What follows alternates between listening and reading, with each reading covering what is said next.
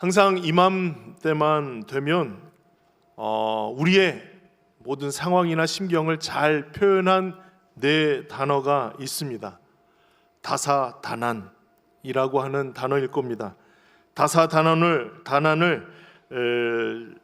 사전에서 찾아보니 여러 가지로 일도 많고 어려움도 많음이라고 이야기가 되어 있습니다. 여러 가지 일도 참 많았고 때로는 어려움의 순간들도 참 많이 견뎌왔습니다.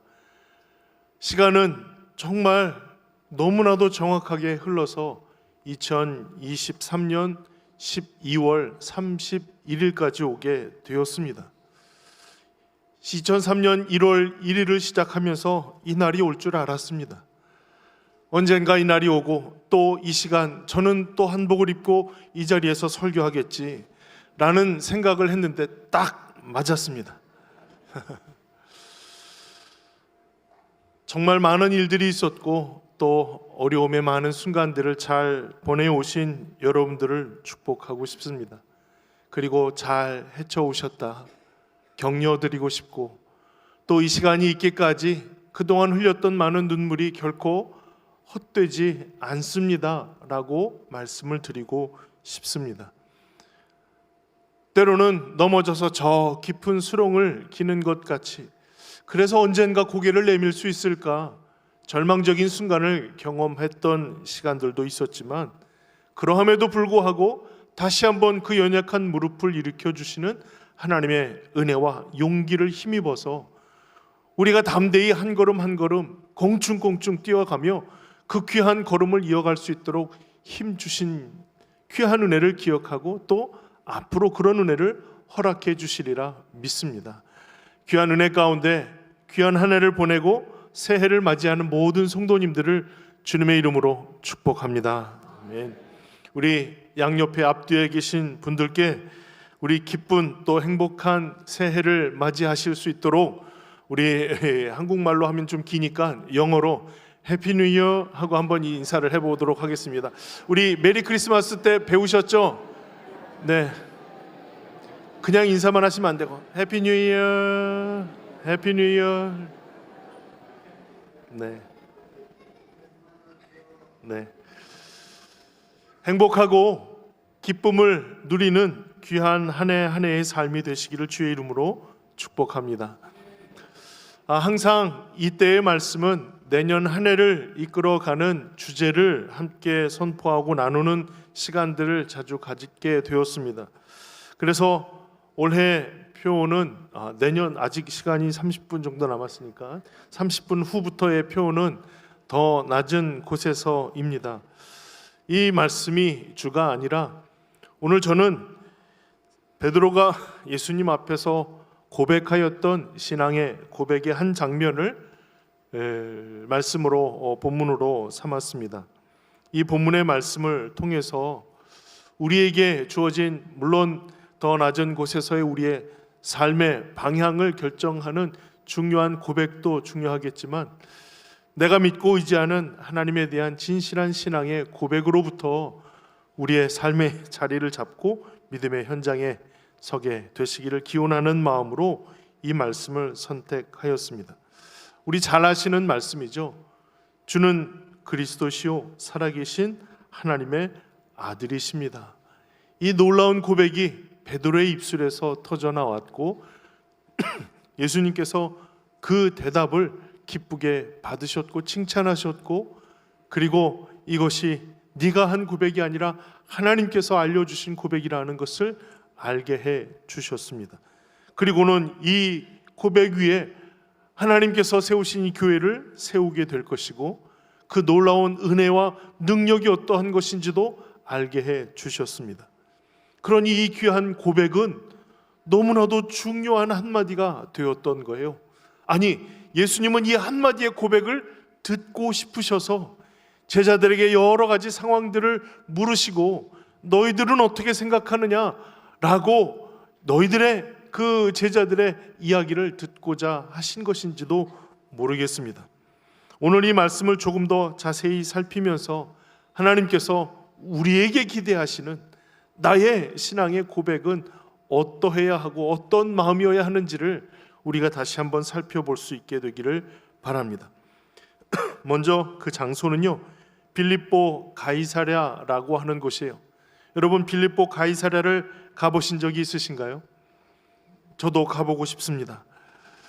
그곳은 지금 아마도 전쟁 중일 것이라고 여겨지는 이스라엘의 한 지역이고요, 이스라엘의 영토를 이야기할 때, 흔히 이야기할 때 단에서 브엘세바까지 라고 이야기를 합니다.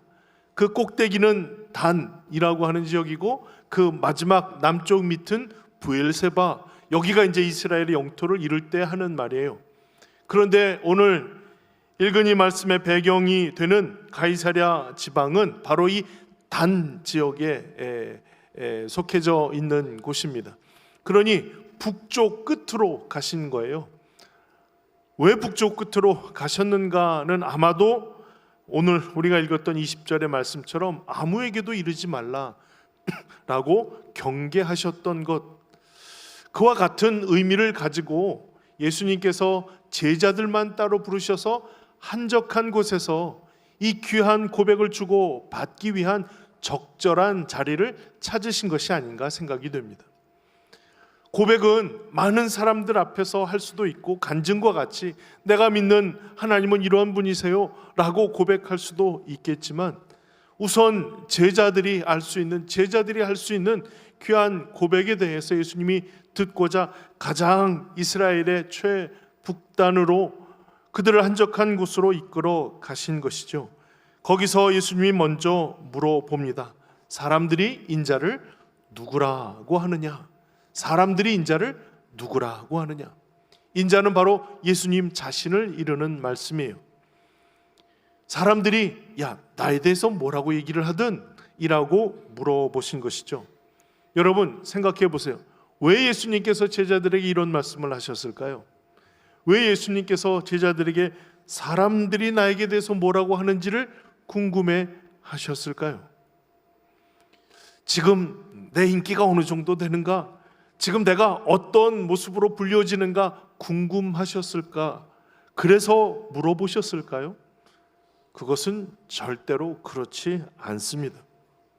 예수님께서 제자들에게 물으신 사람들이 인자에 대해서 뭐라고 이야기를 하느냐라고 물으신 것은 지금 현재 사람들이 수군수군 되면서 예수님에 대한 정확한 정체가 무엇이냐, 이런저런 이야기가 오고 갔던 것 같습니다. 아마 예수님도 모르지는 않으셨을 거예요.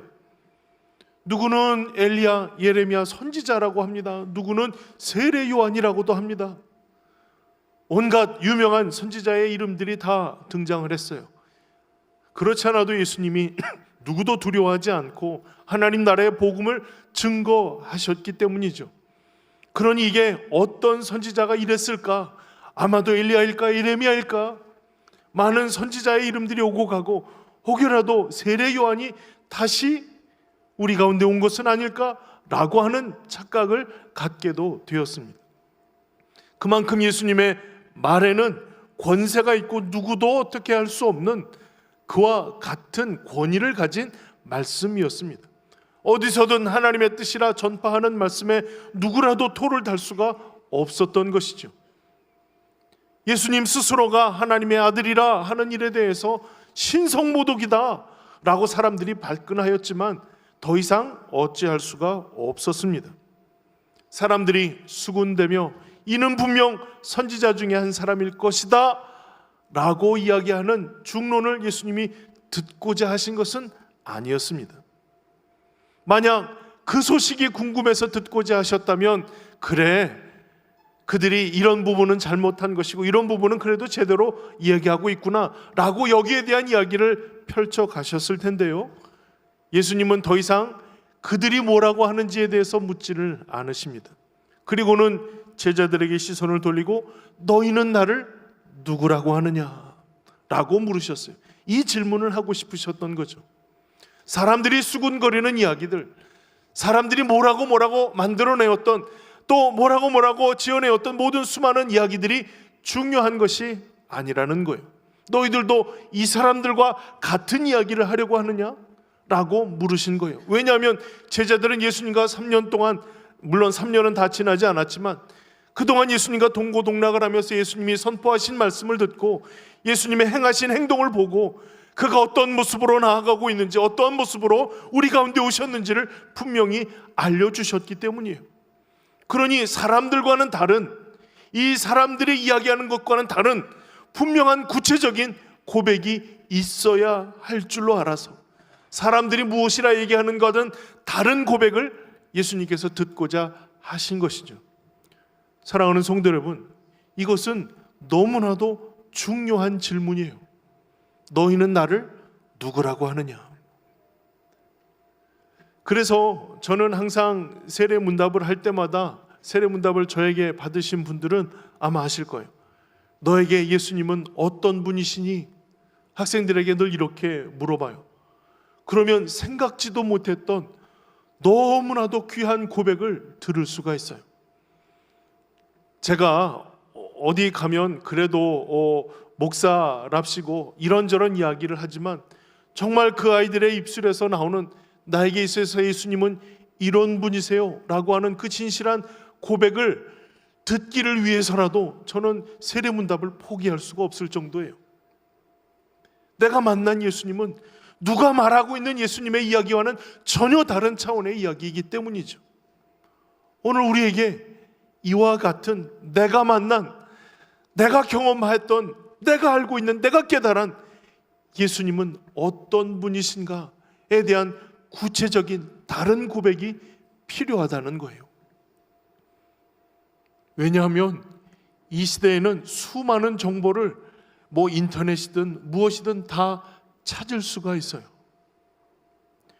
최선을 다해서 공부를 조금 하면 컴퓨터가 요즘은 뭐든지 다 해주거든요. 훌륭한 설교 한 편만 작성해봐 하면 어떻게 이런 설교를 준비할 수 있는지, 내가 이 자리에 서지 않아도 그 컴퓨터가 이야기하는 이야기를 들어도 은혜가 될 만한 그런 설교를 만들어낼 수 있는 시대가 되었어요. 그런데요, 중요한 것은 그것은 내 고백이 아니잖아요. 내 고백이 아니잖아요. 내가 살아왔던 내 신앙이 아니잖아요. 내가 살고자 하는 내 소망이나 기대가 아니잖아요. 얻을 수 있는 정보로 할 수 있는 이야기를 하는 것이 아니라 내가 만난 예수님, 내가 경험했던 그 예수님에 대한 진실한 고백이 필요하다는 거예요. 더 많은 정보들이 생기고 더 많은 좋은 이야기들이 내 귀에 들려오지만 말이죠, 가장 중요한 것은 그런 잡다한 이야기들을 모아서 정리해서 레포트를 내는 것이 아니라 오늘 이 시간 내가 만난 예수 그리스도에 대한 진실한 고백이 필요하다는 거예요. 여기에 나서기를 좋아하는 베드로가 한 말이 오늘 우리가 읽었던 첫 절이죠. 16절에 주는 그리스도시고 살아계신 하나님의 아들이십니다. 이게 베드로가 만난 예수님에 대한 고백이에요. 베드로가 경험했던, 베드로가 알고 있는 예수님에 대한 진실한 고백이에요. 아마 그가 학문이 없는 범인이 아니라 많은 학문을 쌓아놓았던 바울과 같은 입장이었다면 아마 서론, 본론, 결론을 다해서 로마서 한 장을 딱 찍어낼 만큼의 이야기들을 그 자리에서 즉석으로 했을지도 모르겠어요. 마음은 급하고 다른 제자들이 얘기하기 전에 내가 만난 예수님을 내가 고백하기 위해 그는 앞장서서 고백했어요. 그가 알 수 있는 진실한 고백으로 말이죠. 주님은 그리스도시고 살아계신 하나님의 아들이십니다. 이 고백이 얼마나 위대한 고백인지 아세요? 먼저 내 안에, 내 앞에 서 계신 예수님은요, 아마도 사람들이 얘기할 때 베드로보다 나이가 좀 적었을 것이라는 이야기를 하는 사람들도 있어요. 왜냐하면 결혼도 했고 그런 정도의 위치이다 보니까 그가 많은 또 경험들도 하고 또 이런 일도 있어서 예수님 곁에서 그를 보좌하며 제일 곁에서 열심을 내었던 베드로의 모습을 이와 같이 설명하기도 합니다. 그런데요, 그가 고백했던 이 고백의 대상이 예수님 당신은 이렇게 얘기하지 않고 주님이라고 분명하게 당신에 대한, 예수님에 대한 그 의미를 선언하고 있거든요. 아예 처음 단어부터 주님은 이라고 고백하고 있다는 거예요. 사랑하는 성도 여러분, 내가 고백하는 예수 그리스도, 내가 만난 하나님에 대한 고백은요, 단지 우리가 그냥 즐겁고 기쁠 때 만났던 친구와 하는 고백과는 전혀 차원이 다른 신앙의 고백이어야 합니다. 그 신앙의 고백은 내가 믿는 바에 대한 고백이에요. 내가 믿는 바, 당신은 나의 주님이십니다. 나를 움직이시고 내게 명령하시고 내가 그 말씀에 순종하고 그 말씀을 받들어 살아가야 할 나는 당신의 종이고 당신은 나의 주인이십니다 라고 고백하는 거예요. 사랑하는 성도 여러분, 내가 만난 예수님, 내가 섬기고 있는 예수님, 내가 믿음의 고백으로 주님 앞에 나아가는 이 모든 삶의 주인이신 그분이 진정 나의 주인이신가요? 진정 나의 주인이신가요? 그렇다면 우리는 들리는 말씀, 나에게 주시는 그 말씀이 내 목숨과도 같아서 그 말씀을 지키고 그 말씀 안에 살아가는 일이 내 삶의 가장 우선되는 삶이 되어야 함이 마땅한 겁니다. 그래서 하나님이 나에게 말씀하실 때 나로 하여금 가라 하신 곳에 가고 멈추라 하신 곳에 멈추고 말하라 하신 것을 말하고 침묵하라 하신 일에는 목숨을 걸고 침묵하는 거예요. 왜냐하면 하나님이 나의 주인이시기 때문이죠. 주인의 말씀을 듣고 그 말씀을 따라야 할 종된 우리의 신분이 분명하기 때문이죠. 이 귀한 고백으로부터 시작하는 거예요. 사랑하는 성도 여러분, 그 주님이 우리에게 어떤 주님이신가, 그것을 이 말씀을 통해서 우리가 깨닫게 되고 그 말씀을 통해서 그 주님의 주 되심이 어떠한 것인지를 우리는 분명히 기억하고 있어야 할 것입니다. 그분은 우리의 그리스도십니다. 구원자이세요. 우리를 구원하실 분이세요. 그 주인이 우리를 학대하거나 또 어렵고 힘겨운 일에만 굴리는 그런 주인이 아니라 그 주인은 우리의 생명을 구원하신 주님이세요. 그들이 대망하고 기대하고 소망하였던 그분이 지금 내 앞에 계신 그분이에요. 예수님, 당신은 나의 주인이시고 당신이 나의 구원자이십니다. 그 인생을 다 내려놓고 예수님의 제자로 살아가기 시작한 베드로의 절절한 고백이 시작되었어요. 당신은 내 생명의 구원자이십니다. 사랑하는 성도 여러분, 생명이 주님 안에 있음을 믿으십니까? 제가 제일 좋아하는 찬양 중에 내가 제일 좋아하는 찬양이 한 5,000개가 있는데요, 그 중에 제일 좋아하는 찬양의 가사 중에 생명 주께 있네 능력, 그 찬양만 하면 벌써 엉덩이가 막 들썩들썩하고 막 그래요. 그 귀한 첫 고백이 생명이 주님께 있다는 거예요. 내 생명의 연한이 주님께 있습니다. 내 생명이 살아가는 모든 숨쉬는 과정이 다 주님께 있습니다. 생명을 주관하시는 주님이 나를 살리셨고 그 살리신 생명으로 나로 하여금 주님의 일을 감당하게 하시는 거예요.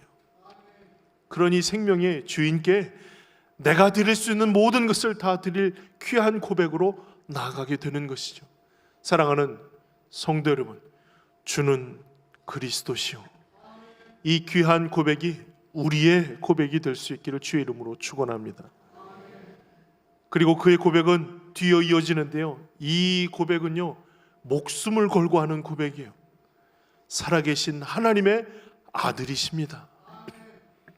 살아계신 하나님을 믿고 의지하는 것은 모든 유대인들이 다 마찬가지로 의지하는 바일 거예요. 그러나 앞에 있는 그분이 살아계신 그 하나님의 아들입니다 라고 고백하는 것은요, 목숨을 걸어야 하는 신성모독에 해당되는 일이에요. 예수님 스스로가 그와 같은 고백을 하셨을 때 사람들이 돌을 집었어요. 내가 뭐 잘못한 게 있느냐? 잘못한 것으로 인하여서가 아니라 당신이 신성모독을 행하였기 때문에 돌을 들었습니다. 사람들이 돌을 들었을 정도이죠.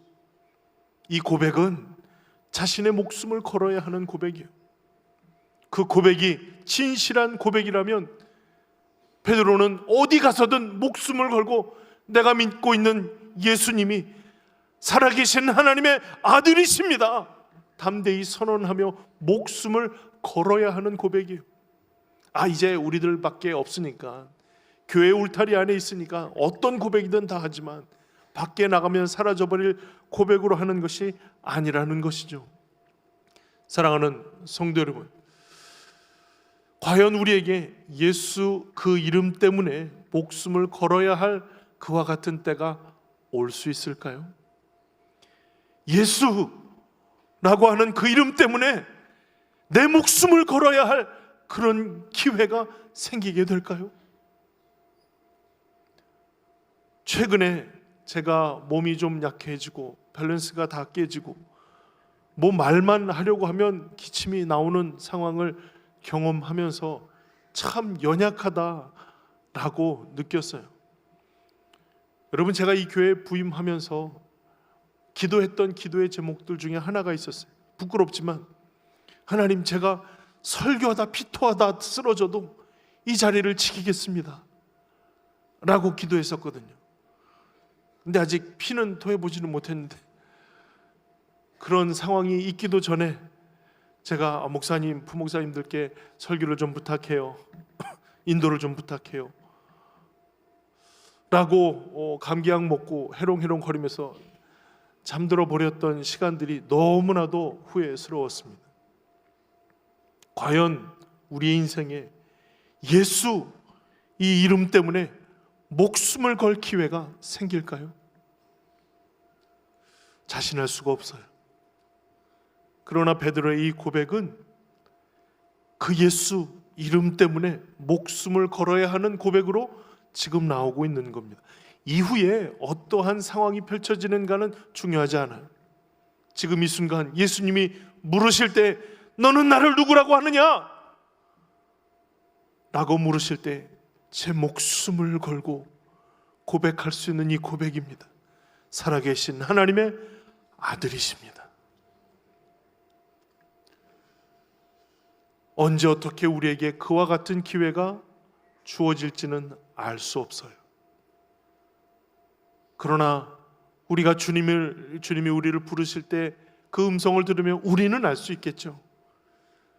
그러나 주님이 부르실 때에 우리가 있는 곳에서 부끄럽지 않았으면 좋겠습니다.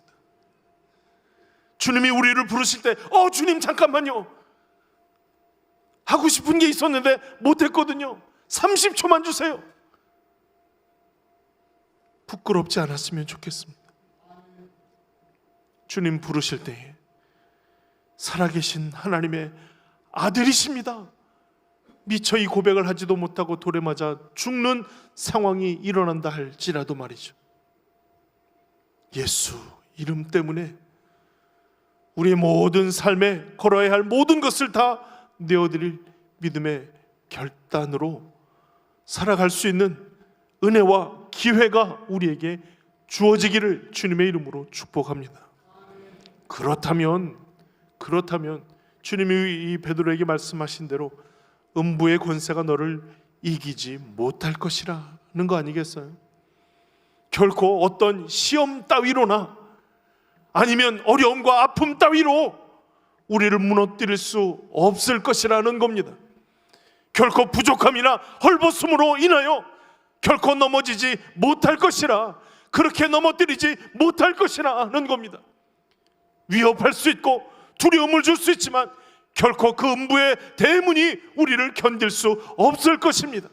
담대하게 믿음을 가지고 고백하며 나가는 영혼들을 하나님께서 결코 내어버려 두지 않으시기 때문입니다. 사랑하는 성도 여러분, 2024년 한 해 동안 우리 이 귀한 고백을 다시 한번 마음에 새기고 베드로가 예수님 앞에서 했던 고백처럼 이와 같은 믿음의 고백으로 주님 앞에 목숨을 걸고 그 은혜의 자리에 서기를 간절히 사모하는 결단과 믿음의 고백이 있기를 주의 이름으로 축원합니다. 베드로의 이 신앙 고백을 통해서 예수님께서 주신 놀라운 또 한 가지의 기회가 있어요. 이 위에 내 교회를 세울 것이라는 겁니다. 아마도 이 고백이 필요했던 이유는 주님이 고백 위에 세우실 이 귀한 교회의 모습들을 꿈꾸셨기 때문이라 생각합니다. 그러니까 이 성도의 고백 위에 하나님께서 세우신 주님의 교회가 세워져 가는 거예요. 건물로는요, 여러분, 이 건물이 지금 제가 부임한 것도 벌써 이제 12년, 13년이 되어 가고요. 그리고 제가 부목사로 부임했을 때 여기 입당 예배를 드렸거든요. 그러니까 20년, 30년 지나면 어딘가 새고 또 어딘가 무너지고 또 고치고 세워야 하는 그와 같은 낡은 건물에 불과한 거예요. 그런데 진정한 예수님이 기대하시는 교회는 이와 같은 결코 무너지지 않을 사단의 권세가 이기지 못할 고백 가운데 세워진 교회라는 사실이에요. 그래서 저는 2024년 한 해 동안 설교의 큰 틀을 짜 놓았어요. 그것은 웨스트민스터 신앙 고백을 가지고 여러분들이 그 신앙의 고백 속에서 어떠한 마음을 가져야 하는지, 그 고백은 무엇을 이야기하고 있는지 함께 생각하고 설교를 통해서 나누어 가지려고 해요. 그게 벌써 33장에 이르거든요. 그러니까 한 해는 꼬박 웨스트민스터 이야기를 들어야 해요. 야, 내가 영국을 안 가도 웨스트민스터를 벌써 갔다 왔다 라고 얘기할 정도로, 귀에 못이 박힐 정도로 그 신자들의 신도 개요를 아마 듣게 될 것입니다. 온전한 하나님의 마음을 품고 우리가 할 수 있는 고백은 우리가 생각하는 것보다 훨씬 더 큰 능력이 됩니다. 한 해를 시작하면서 이 말씀을 선택하게 된 이유가 바로 여기에 있습니다. 우리가 가야 할 더 낮은 곳은요, 바로 우리가 서야 할 가장 기초적인 자리예요. 때로는 기초가 없는 상황 속에 화려하게 건물을 올렸기에 수많은 어려움에 쉽게 무너져 버린 것이 아니었는가 생각이 들 정도입니다. 오늘날 우리의 신앙의 가장 근본이 되고 기초가 되는 곳에서 우리는 다시 새롭게 출발하고자 합니다. 귀한 그 신앙의 선배들의 믿음의 고백은 얼마나 절절하고 끊임없는 하나님을 향한 열정이었는지를 깨닫게 될 수 있기를 바라고, 그 귀한 고백으로 한 해를 보낼 때에 이 한 해를 또한 다음 한 해를 맞이하고 2024년을 보내고 또 2024년 12월 31일 이상하다, 꼭 저는 이 옷을 입고 이 자리에 설 것 같은 그런 마음입니다. 그때에 진정한 우리의 신앙의 고백이 무엇이었는지를 고백하며 그 은혜를 하나님께 영광 올려드리고 감사와 찬송으로 주님을 맞이하는 은혜가 있기를 주의 이름으로 축원합니다.